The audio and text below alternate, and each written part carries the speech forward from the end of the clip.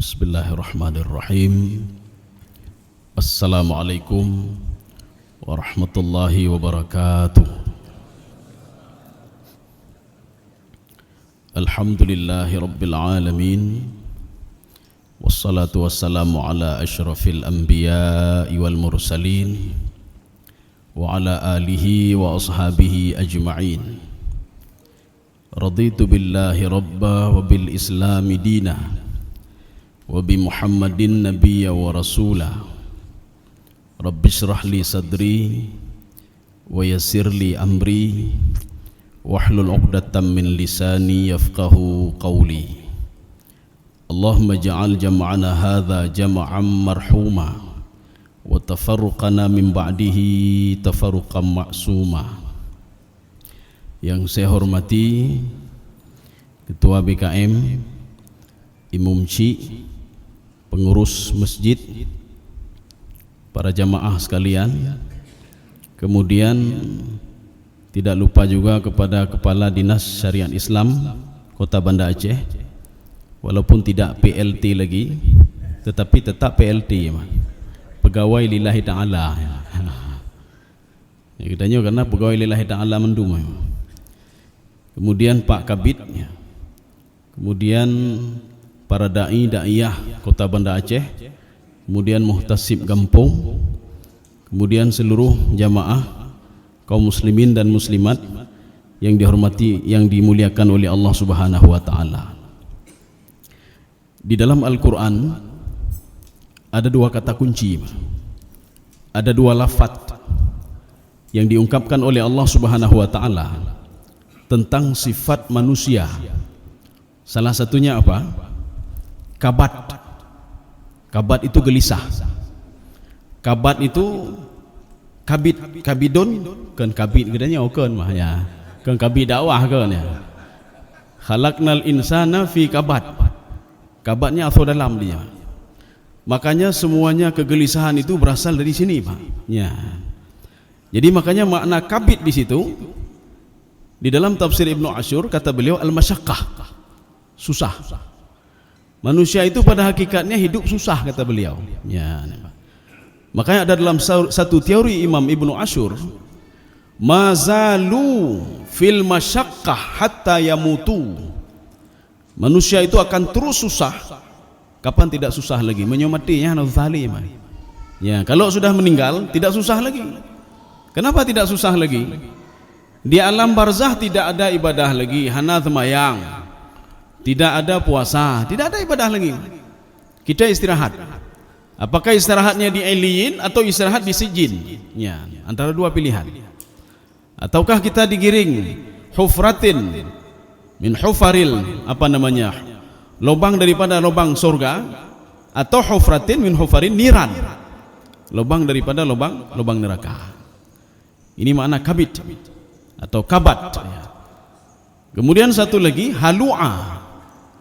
Halu'a itu sama juga. Halu'anya goyang, keluh kesah, panik. Semua manusia itu panik. Bagaimana kita menerjemahkan ini, Pak? Bagaimana menafsirkan ini, Pak? Apakah semua manusia itu panik? Apakah semua manusia itu susah? Kapan muncul susah itu sebenarnya? Dijawab oleh Imam Sawi dalam tafsir beliau. Kesusahan itu sebelumnya manusia tidak susah. Ketika di alam roh dia tidak susah. Bahkan dia senang sekali. Makanya ketika kita meninggal dunia, kalau jiwa yang senang itu maka kembali senang lagi. Ya ayyatuhan nafsul mutmainnah irji'i ila rabbiki radiyatan mardiyah. Kata Imam Sawi, pada hakikatnya manusia itu jiwanya tenang, Pak. Sebelum jiwa itu bersatu dengan tubuh. Ketika jiwa bersatu dengan tubuhnya kamu mulai, Pak. Sudah ada apa namanya gaya hidupnya, gaya hidupnya kamu mulai gaya hidup. Ketika seorang itu rohnya bersatu dengan tubuhnya kamu mulai gaya hidup. Kibang gaya hidup. Uma kendaraan lu kayak dah lagu orang lain nya. Kendaraan lu 85, ada lain 2012, 2020, 2022. Akhirnya apa? Keluh kesah nih. gaya hidup. Maka kata Imam Sawi juga, yang lagi jam, itu jam ada yang harga 200.000, ada yang harga 50 juta. Padahal sama saja. Apakah orang gara-gara beli jam 50 juta bisa salat tepat pada waktunya? Tamaci kayaknya. Itu kalau dalam bahasa Inggris apa? Lifestyle, ya, gaya hidup ya. Sepeda kan begitu juga. Nah, tangan yang yum 3 juta. Nah, yang yum 2 juta. Nah, yang yum tertuh 50 juta. Padahal sama saja fungsinya sama apa? Cuma gaya hidup. Seorang yang beli sepeda 1 juta melihat orang yang 150 juta, jiwanya merasa keluh kesah dia. Kapalo, pa mo demepeng da bloy tangan tertuh 50 juta. Hana lain ta cuma cuo dagop. Hana cara lain tak korupsi ya dagop ya, Pak. Padahal kan sama saja. Apakah sepeda 150 juta kalau ketabrak tidak mati? Menyoh hana mati lol meloci. Ipagah adanya nyoi tangen tertuh 50 juta menyoh mupoh hana mati dia. Nya menyoh mupoh hana mati lol meloci, Pak. Mupoh hana mati. Sama ci tangen yum 3 juta mupoh moto mati ci urang ji menyoh ka ajal, Pak. Yang 150 juta kalau ketabrak mati ci menyoh ka ajal. Ini namanya apa? Gaya hidup. Maka kata Imam Sawi dalam tafsir beliau, seorang itu dia mulai keluh kesah, seorang itu mulai fi kabat ketika roh itu menyatu dengan tubuh. Ketika roh nanti berpisah dengan tubuh, baru dia teringat kembali kepada Allah Subhanahu wa taala. Makanya di dalam tafsir Al-Qurtubi apa kata beliau? Seorang itu yadhkurullah marratain. Dia mengingat Allah itu 2 kali. Sekafir apapun dia, semusyrik apapun dia, ipagah nyo dedengkot Yahudi, nyo dedengkot Nasrani, semukmin apapun dia, hebat sekali dia teringat kepada Allah itu 2 kali. Kapan 2 kali itu? Kalla sawfa ta'lamud, nyan 3. Ketika sakaratul maut, inda ghargharah. Fir'aun begitu hebatnya Fir'aun, tapi ketika dia ghargharah, dia teringat kepada Allah. Amantu bi Rabbi Musa wa Harun. Amantu bi Rabbi Musa wa Bani Israel. Saya percaya kepada Tuhan Musa dan Bani Israel. Itu ketika sakaratul maut. Thumma kalla saya'lamun. Di dalam tafsir Ibnu Abbas, beliau mengatakan thumma yadullu ala taba'udil ahwal. Waktu yang panjang dan lama sekali. Tetapi walaupun panjang dan lama sekali, seorang akan teringat lagi kepada Allah ketika dibangkitkan di padang mahsyar. Ya Allah, pekan hana ibadah lun hana nyo hana ji baru tinggal demai mak. Kalum pengen gop lum paju harum baru tinggal demai mak. Sehingga apa kata dia? Ya laitaha kanatil qadhiyah. Nempu mati mentang lun ya Allah. Menyodron nempu dep lun, abeh ne siksa lun ya Allah. Abeh ne pasalon dalam neraka ya Allah ya Pak. Maka dia minta apa? Ya laitaha kanatil qadhiyah. Matikan saya saja ya Allah. Tapi ketika di dunia, ketika kamu mulai sakit kaya kan, kapalonya kamu mati lu ni, kan sakit mak. Belum diimpuh rumah sakit kapalo. Belum ijak lomnya, ijak jamaah kan. Waktu ijak jamaah ya tahu kan. Sang bak kamu kalian dengku 2 orang tu habis dah ni. Yang habis kaya mak. Kenapa dia takut? Karena hartanya banyak sekali mak. Jabatannya banyak sekali.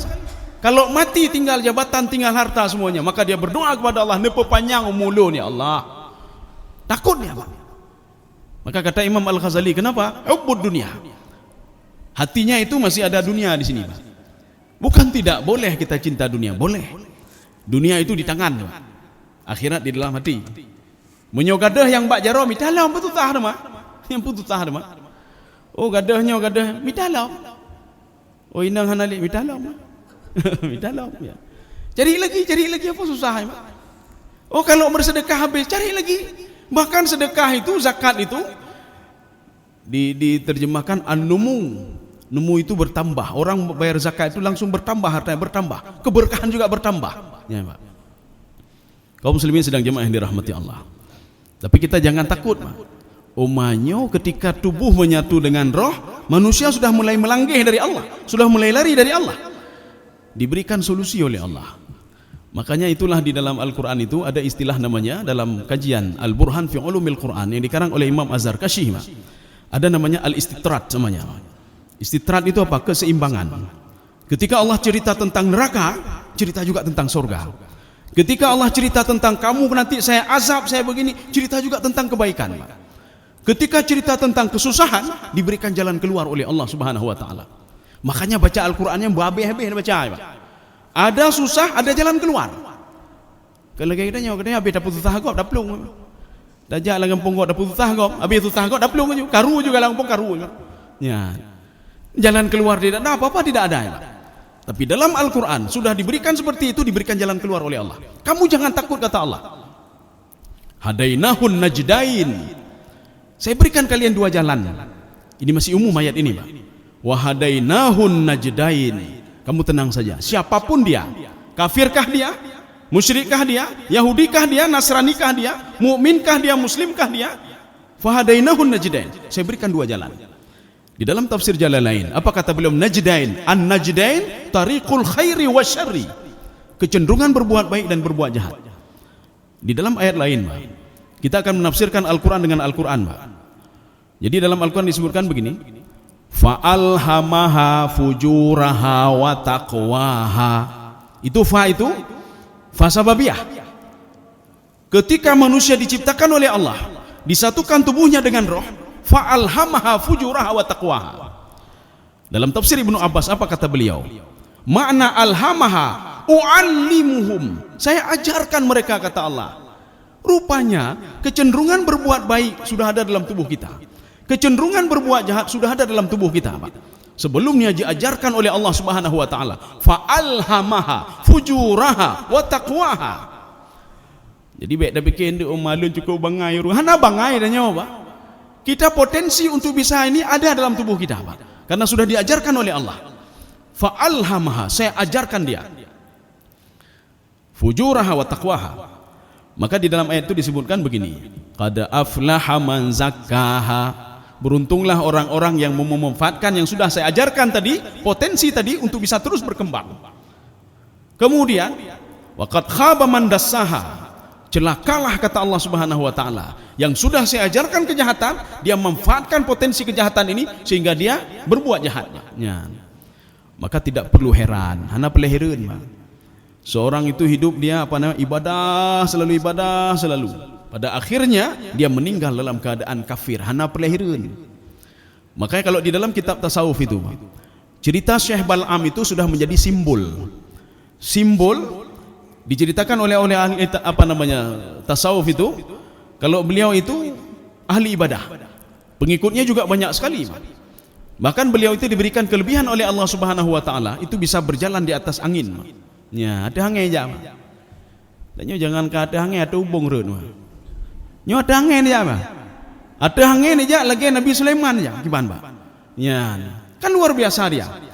Tetapi walaupun dia luar biasa, potensi di dalam tubuh dia ada potensi berbuat jahat, Pak. Dia munculkan potensi itu sehingga kejahatan itu bisa menutupi kebaikan dia, Pak. Sehingga dia mati dalam keadaan kafir. Ya, nih, Pak. Makanya nggak perlu heran juga kalau ada orang dalam hidupnya maksiat selalu, Pak. Ini seperti yang ada di dalam kitab Riyadhus Shalihin. Maka Riyadhus Shalihin itu banyak kisah-kisah dan cerita di situ. Seperti seorang yang membunuh ulama ikoh taku ulama ikoh taku. Sudah sampai 99 ditanya lagi, mana ulama paling malim di sini, Pak? Ketika ketemu ditanya, wahai ulama, saya sudah membunuh 99 orang. Kalau saya bertobat, apakah diterima taubat saya? Nya Pak Jaro pedeng, Pak Jaro parang pedeng. Nya katanya pun dah jauh lernya roh taplung, Pak. Jadi bertanya begitu, kemudian Pak Jaro pedeng, Pak. Jadi saking emosinya tadi, ulama tadi emosi juga. Oh ya, kereh-kereh terong ngelu nih, Pak. Kalau model-model kamu bertobat, hanya terima tobatnya, Pak. Oh hanya terima icoknya ule-ule ulama itu tekan, Pak. Akhirnya sudah 100 orang. Dia pergi ke ulama selanjutnya. Dia tanya lagi, kalau saya bertobat, nyanyi Pak Jam. Kalau saya bertobat, diterima enggak tobat saya? Diterima. Sebesar apapun dosamu, rahmat Allah lebih besar lagi. Mutot-tot lagi, ya, Pak. Langsung jatuh pedangnya dan dia tanya, apa yang harus saya lakukan? Kamu pergi ke sebuah kampung, tinggalkan maksiatmu dan lakukanlah apa yang disuruh oleh Allah Subhanahu wa taala. Beribadahlah kamu. Maka enggak perlu heran kalau ada orang dalam hidupnya maksiat selalu dan dia mati dalam keadaan husnul khatimah. Inilah yang dikatakan Rasulullah SAW. Wa atbi'is sayyi'atal hasanata tamhuha. Kalau kalian tutupilah kejahatan-kejahatan dengan kebaikan kalian. Maknanya apa? Dalam tubuh manusia ada dua potensi, Pak. Makanya kita kenapa disuruh dakwahkan orang mukmin itu dakwah, Pak. Orang lain dakwah wajib. Yahudi disuruh dakwah juga, Nasrani disuruh dakwah juga, orang kafir disuruh dakwah juga. Kenapa? Di dalam tubuh orang kafir itu ada potensi untuk berbuat baik. Ya, kalau tidak percaya tanya sama mereka. Hai korupsi jut. Mereka otomatis dari ini keluar sendiri hanjut. Walaupun mereka tidak punya agama, Pak. Ceritanya uruh hana agama, Pak. Apakah berzina boleh? Tidak boleh. Temecu boleh? Tidak boleh. Otomatis dia jawab. Kenapa? Potensi dalam tubuh dia itu ada, Pak. Ya. Kalau istilah ini gen ya, Pak. Gen positif, gen negatif. Seorang itu kan ada dalam tubuh ada inti sel. Inti sel itu terdiri dari inti sel negatif dan positif. Ya, nih, Pak. Ketika seorang beribadah semayang, maghrib berjamaah, itu akan tumbuh terus ya. Yang positif itu akan naik terus ya, Pak. Seorang bersedekah, berbuat baik akan tumbuh terus ya, Pak. Inilah yang Rasulullah katakan, berbuat baiklah kalian. Wa atbi'is sayyi'atal hasanah. Jadi kebaikan ini supaya dia tutupi kejahatan. Makanya kalau seorang nanti ahli ibadah tiba-tiba potensi tadi dibangkitkan kembali, Pak. Ya, padahal kebaikan dia sudah banyak dalam hati dia, Pak. Tetapi ada benih-benih ya, benih kejahatan ada yang sudah diajarkan oleh Allah kepada dia. Maka tutupilah benih itu, jangan tumbuh dia. Tetapi kita karena pergaulannya, hudib bermasyarakat, hudib widih, maka dia muncul kembali, Pak. Ya, ini munculnya, Pak. Ketika dia muncul menutupi kebaikan, yang kabu ibadahan tu. Ya, ni, Pak. Makanya jak kedih beo, rupanya setelah diselidiki, dia selalu melakukan kejahatan-kejahatan, Pak. Walaupun sedikit. Maka Rasulullah kan mengatakan begini, saya lebih senang amal ibadah itu sedikit tapi continue. Ya, continue. Maka kita lakukan continue terus. Saking continuenya kita lakukan, maka sifat ridha itu kata Imam Al-Ghazali akan muncul dengan sendirinya. Ya, Pak. Seorang continue pergi ke masjid, continue masjid. Pada rumah to kah, hana continue terus, continue seperti itu. Karena sudah melakukan kegiatan ini selama 10 tahun, 20 tahun, pergi ke masjid itu sebuah kenikmatan bagi dia. Ya, nikmat haknya. Begitu juga orang buat maksiat. Walaupun maksiat yang dilakukan itu sedikit kecil, lihat maksiat atau berbuat maksiat atau membohongi orang lain, Pak. Karena sudah terbiasa dia lakukan, ketika dia buat maksiat, kegap, maka itu sudah menjadi kenikmatan bagi dia. Maka tiuroh nak kegap tak ulai, maka tak ulai ke menjara. Telefon kan, hai tamu kumpul bagi kedai kopi je. Beramai orang mbak tirowan ro, benar tipluh ro. Ro kena mencurhat tu, mati pula minat baru lempang ulai mah. Kenapa? Karena dia sudah membiasakan untuk berbuat kejahatan itu. Setelah Allah mengajarkan seseorang itu, fa'alhamaha fujuraha wa taqwaha wa fahadainahun najdain. Ada dua jalan, Pak. Allah terus mengarahkan manusia untuk berbuat kebaikan walaupun sudah diajarkan kejahatan. Kejahatan diajarkan kepada si fulan, kebaikan juga diajarkan. Walaupun dua-dua diajarkan, Allah mengatakan falaqtahamal aqabah. Ya, Pak. Iktahama begini.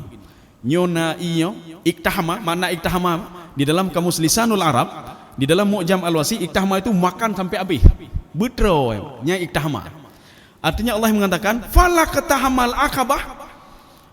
Aqabah itu kalau di dalam kajian tasawuf selalu diungkapkan begini, Aqabah taubat, Aqabah sabar, Aqabah tawadhu, Aqabah ini, Aqabah itu.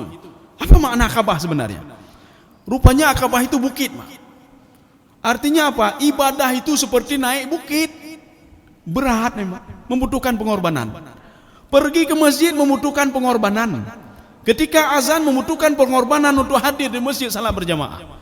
Karena banyak saudara-saudara kita mempermuntan apa, Pak? Membutuhkan pengorbanan. Membutuhkan pengorbanan untuk tutup kios, tutup kedai, Pak.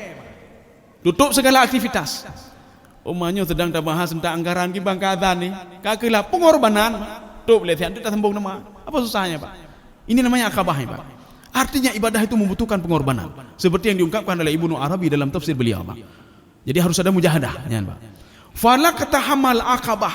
Kenapa kalian tidak mau susah kata Allah, ya, Pak. Kenapa tidak mau telan ketaatan itu? Kenapa tidak mau patuh kepadaku kata Allah Subhanahu wa taala? Kenapa tidak kalian lalui itu? Memang gunung kah berat, Pak? Gunung berat.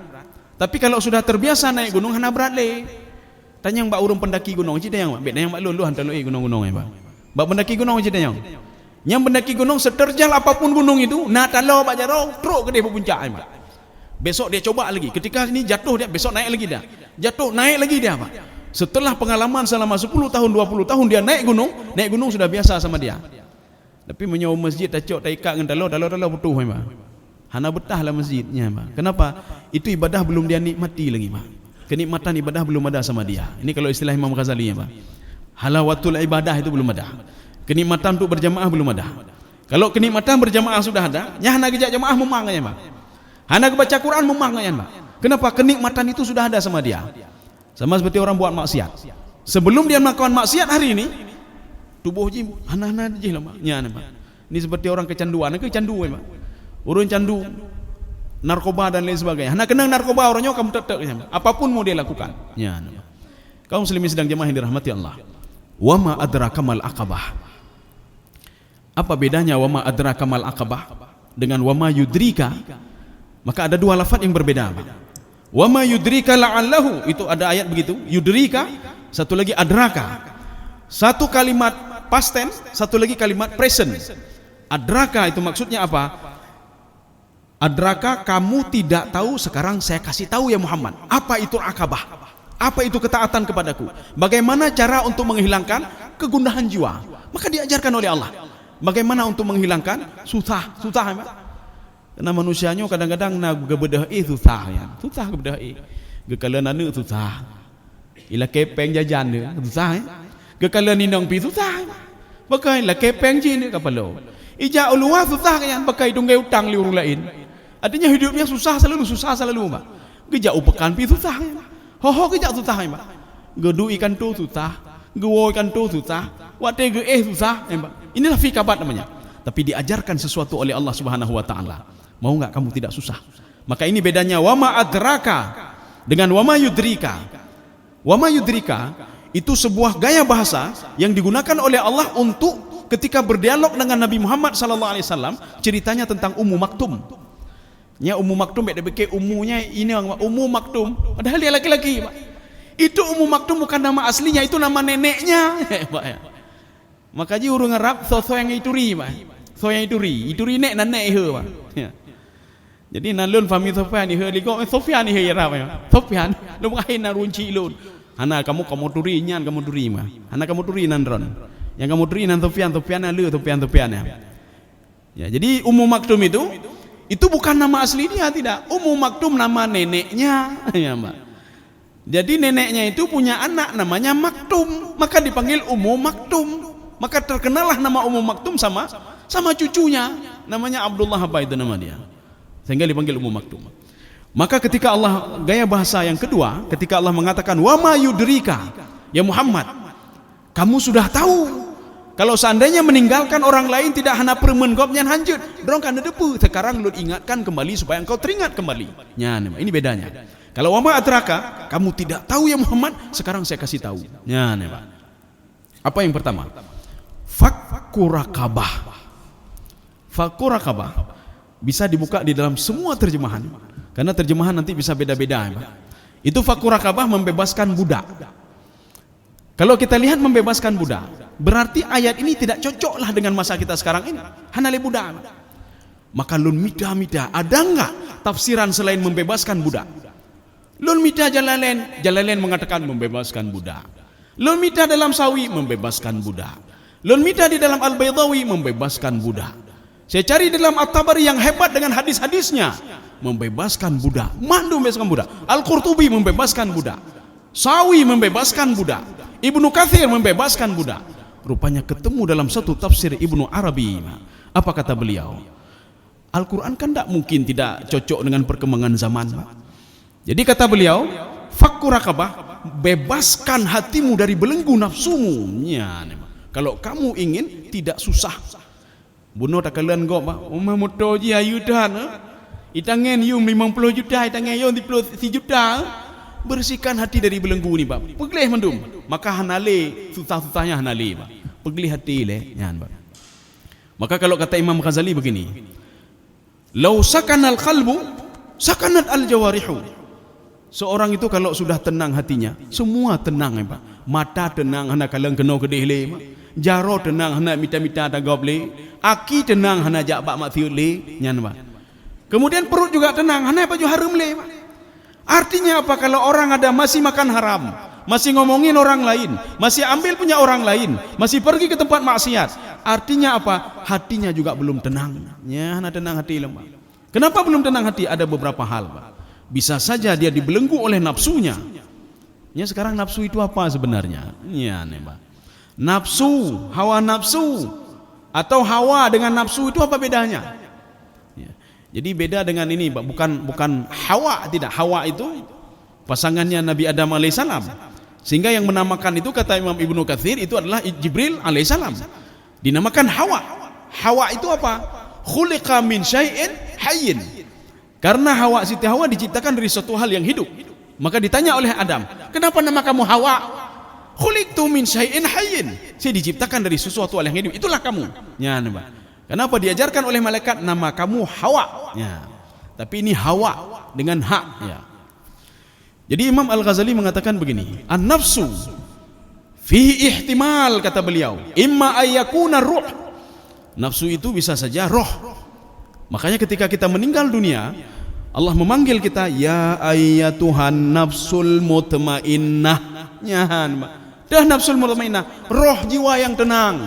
Angkanya nafsu Pak. Ya. Maka nyawi begahurung roh hana nafsu, hana mungkin manduna nafsu Pak. Berarti hana roh, manduna nafsu Pak. Nafsu untuk minum kan nafsu juga perlu nafsu. Menyuruh nafsu hana jeji, hana begaji, nyan Pak. Nafsu tetap pada dia, nyan Pak. Sudah, ini yang pertama.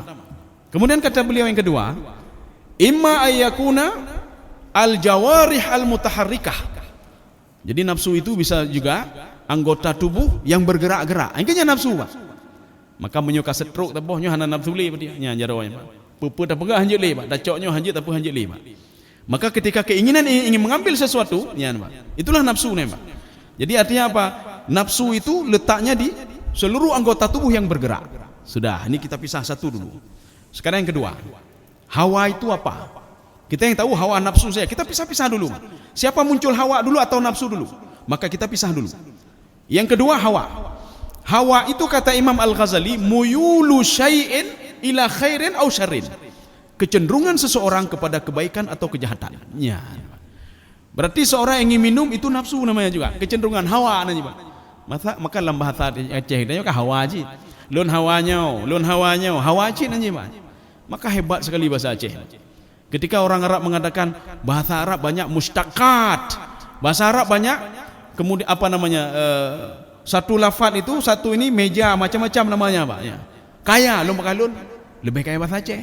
Bahasa Aceh cukup kaya Pak. Bau saja ada berapa? King, Chung, Kep, Pong, Pelom. Pet ni kau, baking, bechung, masing-masing punya ininya sendiri Pak. Ya. Bahasa Indonesia juga, bahasa Aceh mengadopsi juga bahasa Arab. Maka lebih hebatnya dua-dua bahasa diadopsi Pak. Arab Inggris diadopsi Pak. Ya. Bahasa Inggris lah, jauh rot gede Pak. Rot itu kan bahasa Inggris Pak, rot. Makanya aja dah bahasa Aceh ni. Banggalah haji guru Aceh. Jauh rot gede. Ijakrong bro dah kan dua bahasa Pak. Izarun broken. Ya, Pak. Izarun kan ijakrong, izarun. Broken ya, ijaka bro, ijabro ya Pak. Izarun, ijakrong, sirwalun, filu ya Pak. Kison ke, kau ngana tutah-tutah ya Pak. Kaum muslimin sedang jemaah yang dirahmati Allah. Itulah hawa tadi Pak. Makanya hawa itu siapa duluan muncul Pak? Apakah muncul hawa atau nafsu dulu Pak? Hawa itu muncul dari nafsunnya. Dari nafsun tadi Pak. Maka nanti kecenderungan itu, maka iblis itu selalu menggoda kita untuk lebih cenderung kepada yang negatif. Hai nepubut je, hai tipulan ni blonya bloje, drone nak ketat ada drone. Itangin yum 3 juta, 50 juta yum. Ki banjarai Pak. Ni korupsi ada gop ya Pak. Ya, ni korupsi tidak ada gop ya Pak. Maka muncullah hawa nafsu, kecenderungan untuk berbuat jahat Pak.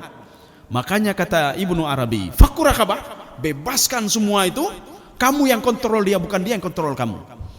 Menyoji yang kontrol dia apa? Nah apa pun ya pegah halih badannya Pak. Hai lu mehut hak je. Ki banjara korupsi ada gak dah pegah je. Tepat tu ke je Pak. Ketika azan berlangsung Allahu akbar Allah akbar dipegah li nafsu. Hai ne le ne istirahat le susah ran de. Oh nyoci tu. Ya tak le Pak. Nyan Pak. Makanya fakku rakabah, bebaskan hawa nafsu itu. Arti bebaskan hawa nafsu bukan kita jauh dari hawa nafsu, tidak. Kontrol hawa nafsu itu. Ketika ia pengahli hawa nafsu, hai mangat dengar kan lun kontrol lun kontrol dron. Jino jak masjid ke deh, jak jemaah ke deh, bayar zakat ke deh. Maka ketika seorang ingin bayar zakat, maka dibisi oleh syaitan, hai baik bayar zakat karugo dron.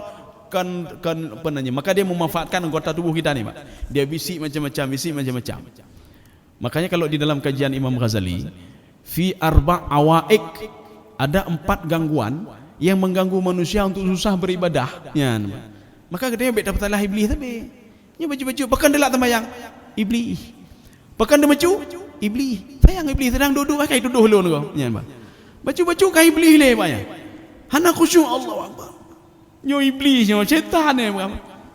Makanya kata Imam Ghazali begini, kalian harus lihat dulu, kata beliau, ada 4 yang membuat seorang itu susah beribadah, berat beribadah, susah bersedekah, susah berjamaah, susah berbuat baik. Ada 4. Yang pertama kata beliau, ini dari bawah dulu, al-khalqu. Khalqu itu siapa? Ad-dunia ya, dunia dulu bang. Khalqu setelah itu, ad-dunia. Dunia yang membuat kalian susah beribadah. Dah dunia, jabatan, harta dan lain sebagainya. Nyoban motor sedang tembayang, Allahu Akbar. Tit tu kapal motor lu kaicu, motor lu. Motor pun yang pegang dia hendak khusyuk ibadah pun dapat lah syaitan tembayang bayang. Tit kapal motor lu kaicu, motor lu. Ipo batu tembayang jak luar. Oh motor go. Sang-sang yang nak larang motor yang kena. Motor go sang hana. Ya, jadi ada jiwa. Itu yang bisa membuat dia susah beribadah. Bang geblo selok baru berduit luar. Allah Akbar. Kaicu selok lu, kaji selok lu. Ketika bertecu terlalu hana temayang lima mestinya, bukan gadah telok tapi. Ya. Artinya apa? Gara-gara sendal tadi bisa mengganggu ibadah dia. Gara-gara artinya dunia itu bisa mengganggu dia. Jabatan bisa mengganggu dia. Ya. Beda betul lah iblis tapi. Ya tapi iblis mah, bukan iblis oh, kalian kehendak mah. Tapi betul lah lun mah. Ya, ini yang keempat. Yang selanjutnya al-khalqu. Khalqu itu makhluk. Makhluk ini sebenarnya lebih parah lagi dari iblis ini, Bang. Cuma diposisikan oleh Imam Ghazali pada yang ketiga ya. Apa itu akhlaqu? Itulah makhluk. Kita duduk di kedai kopi ya, Bang. Duduk kedai kopi. Allahu Akbar, azan, Bang. Waktu kita bedah dia, duduk le, duduk. Nyan, you duduk le, Bang. Oh my kata, duduk le. Tiba rukuk tu, ya, Bang. Duduk le kopi kau habis lah. Kalau jin tadi, syaitan tadi ketika kita mau salat, kita baca doa datang maunya, depepo jin ya, Bang. Maka Rasulullah ada di dalam sebuah kitab yang dikarang oleh Dr. Nasir Sabrah. Judulnya apa? Tafsir Surah Al-Fatihah. Rasulullah SAW ada 2 tempat. Ketika sebelum mulai takbir, beliau membaca A'udzubillahi minasyaitonirrajim. Itu pepojin ya, Yang kedua, riwayat yang kedua, ketika beliau waladdallin amin. A'udzubillahi minasyaitonirrajim. Di situ beliau baca A'udzubillah. Itu pepojin ya, Maka ketika kita mau tidur, kita baca a'udzubillahi minasyaitonirrajim. Kita baca ayat kursi, ipa je ni, Bang. Tapi menyo manusia bunuh imat jarang kita baca a'udzubillahi tepuk ni, Bang. Nyohanan dapati tengok jin praktek. Sedang duduk kedai kopi, imat jarang duduk. A'udzubillahi minasyaitonirrajim. Kami tepuk ni, Bang. Artinya lebih parah je pada jin, Bang. Jin habis dah baca a'udzubillahi ipa gaya gadah ni, Bang. Tapi manusia apa a'udzubillah kami tepuk ni, Bang. Pikilun jin ni haji, Bang. Baca-baca doa likulun ni, Bang. Kaum muslimin sedang jemaah yang dirahmati Allah. Syaitan baru pada peringkat yang ketiga dari bawah, Pak. Ya, peringkat ketiga nih, Pak. Syaitan itu. Makanya dalam Al-Qur'an disebutkan, inna kaidas syaitani kana dha'ifa. Jadi pengaruh syaitan itu sedikit sekali sebenarnya. Sedikit sekali pengaruh syaitan, Pak. Tawa rumah memang jin penuh jin menum, bala rumah-rumah penuh jin menumnya. Makanya di dalam sebuah riwayat itu disebutkan begini.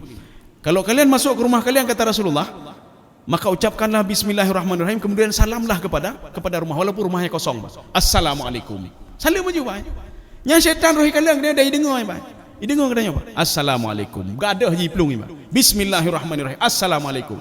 Sehingga keluar dari mulut syaitan apa? Tidak ada tempat kita di sini. Nyorung gek-gek mendung. Assalamualaikum misalnya. Selamat bahagia dannya. Katanya hana aja. Weh hina. Iweh aja, Pak. Makanya di dalam Al-Qur'an disebutkan min haitsu la tarawnahum. Syaitan itu bisa melihat kita dan kita tidak bisa melihat syaitan, Pak. Hanya dah kalian syaitan. Menyuruh dah kala tak pihana mangat. Tata mau WC pihana mangat. Waktu tak salam pihana assalamualaikum jauh li syaitan waalaikumsalam. Roh taplung. Hana tak le rumah ya. Teman lagi tak jauh kubur, Pak. Tak jauh kubur. Assalamualaikum ya ahlal kubur. Maka Nabi mengatakan yasma' wa la yarud. mereka mendengar dan tidak bisa membalasnya. Kalau bisa membalas, tidak ada satu orang pun yang pergi berziarah kubur. Assalamualaikum ya ahlal kubur. Waalaikumsalam. Piuh nu, je kupi-kupi lek kapal oi pegah bayah lumnya. Tengok hana ajak le. Idan yang 5 pekan hana ajak lunjuk salam jauh liah. Hana ajak le kubur. Nya ni ba. Ini ketiga. Yang pertama, an-nafsu. Nya baru ba. Nafsu rupanya paling atas ba. Kecenderungan nafsu untuk berbuat maksiat artinya apa? Lebih dahsyat dibandingkan iblis menggoda kita berbuat maksiat. Tetapi unggulnya iblis di mana unggulnya iblis? Walaupun inna kaida syaitani kana dha'ifa, hebatnya iblis, dia kan tadi nomor 2 apa? Dia bisa memanfaatkan nomor 1, nomor 3, nomor 4 untuk menggoda manusia. Kenapa dia bisa memanfaatkan? Diajarkan oleh Allah Subhanahu wa taala. Apa kata Allah kepada iblis? Kamu nak berhasil menggoda si fulan, dia ahli ibadah. Kamu nak berhasil menggoda si fulan, dia tahajud selalu. Kamu tidak berhasil menggoda si fulan, hebat sekali dia. Haji sudah berapa kali, umrah berapa kali. Tetapi godalah dia, wasyarikhum fil amwali wal auladi wa'idhum. Jadi wa'idhum itu termasuk ke nafsu tadi. Godalah dia melalui hartanya, jabatannya, anaknya. Wa'idhum, berikanlah kabar-kabar yang enak kepada dia. Itulah nafsu. Godalah nafsu dia. Hai menyodron korupsi ini, ayuron lebih dari tipulan. Oh nyoci tu, akhirnya dimanfaatkan itu, ya. Maka kunci sebenarnya memang pada iblis itu, cuma dia itu inna kaida syaitan kana dha'ifa. Maka kita harus jaga-jaga juga. Jabatan tak jaga acit, ya Mbak. Kemudian nafsu tak jaga acit. Kemudian teman-teman kita jaga juga. Ya, termasuk nanti menjaga setan itu sendiri. Setan cukup auzubillah saja, Mbak. Auzubillah. Dah baca ayat kursi, Mbak. Tapi nyoleh hana cukup, Mbak. Hana cukup hanse, Mbak. Artinya apa? Kita perlu mengontrol jiwa ini. Ini namanya fakku rakabah. Kemudian yang kedua kata Allah, supaya jiwa kalian tenang. Au it'amun fi yaumin dzi masghabah. Nyangkatan. Belum. Au it'amun fi yaumin dzi masghabah. Kalau kita lihat dalam terjemahan, memberi makan orang yang orang lapar. Bukan itu sebenarnya, Pak. Masghabah itu kalau di dalam bahasa Arab itu, masghabah berbeda dengan ju'. Lapar. Masghabah itu alju ma'at ta'ab. Dia sudah lapar, kemudian apa namanya? Susah lagi, Pak. Sudah lapar, susah lagi. Yani alju ma'at ta'ab. Makanya memberikan makan orang yang berbuka puasa pahalanya kan banyak sekali, Pak. Kenapa banyak? Dia sudah lapar, kemudian dia ta'ab lagi, Pak. Ta'ab ini apa namanya? Lelah ya, lelah. Orang lelah dan lapar. Maka pahalanya luar biasa. Maka kalau orang ada dalam sebuah riwayat itu, kita tidak lihat tingkatan hadisnya bagaimana. Rasulullah mengatakan kepada sahabatnya, kalau kamu gundah, bersedekahlah kamu. Ya, ibu sedekah ya, Pak. Kalau kamu gundah, jiwa kamu, bersedekahlah kamu. Maka sedekah yang paling baik, orang yang lapar dan susah aja, ta'ab. Berat lagi, Pak, susah dia. Yang berikan pada dia. Makanya kenapa setiap pagi itu turun 2 malaikat berdoa kepada Allah Subhanahu wa taala. Allahumma a'ti mumfiqan khalafan wa a'ti mumsikan talafan. Cuma uniknya 2 malaikat ini selalu turun di pagi hari. Hana turun di siang hari, nak ada. Orang Arab itu biasanya kalau pagi-pagi itu bisa sampai jam 9 juga sampai pagi, Pak. Ya. Jadi dia dari subuh sampai pagi. Coba berikan makan pada orang waktu pagi, kan berterima kasihnya luar biasa, Pak. Menyohana peti, acin belau bungkuh tu, yang 5.000, Pak. Belau aquanya mineralnya yang 1.000, kan 6.000, bungkus dengan plastik, kasih sama orang jualan koran juga. Ketika dia jam 6 subuh dia jualan koran, kasih itu. Yang berterima kasih luar biasa deh, Pak. Mungkin dengan doa dia kata nyonyo gelah masalah nih, Pak. Karena apa? Dengan ikhlas dia berdoa pada Allah. Ya Allah, lundu dah katruk makanan ya Allah. Nya Pak. Bersedekah di pagi hari, Pak. Ya, coba bersedekah di siang hari. Ketika nanti jam 11, jam 10, jok ke urungnya muka koran, Pak. Hai nyo. Oh, buduk deh. Untuk ngangalun cucuk ibai baju. Hane bermulai aja, Pak. Bahkan hana ada le. Tapi ketika subuh itu dia sangat lapar sekali, Pak. Coba berikan kepada orang yang sangat lapar sekali. Mui berdoa kepada Allah, ya Allah ni pejroh dengkunya ni Allah, nyan luar biasa, Pak. Inyan ke yang kita harap kena, Pak. Ya. Kaum muslimin sedang jemaah ini rahmati Allah. Saya rasa cukup saja, Pak. Ya. Nanti kita sambung kapan-kapan lagi. Sengaja lu muka guna bah sambung lam tu. Jadi mudah-mudahan ada manfaatnya bagi saya sendiri dan jemaah sekalian. Subhanakallah wa bihamdika asyhadu an la ilaha illa anta astaghfiruka wa atubu ilaik. Assalamualaikum warahmatullahi wabarakatuh.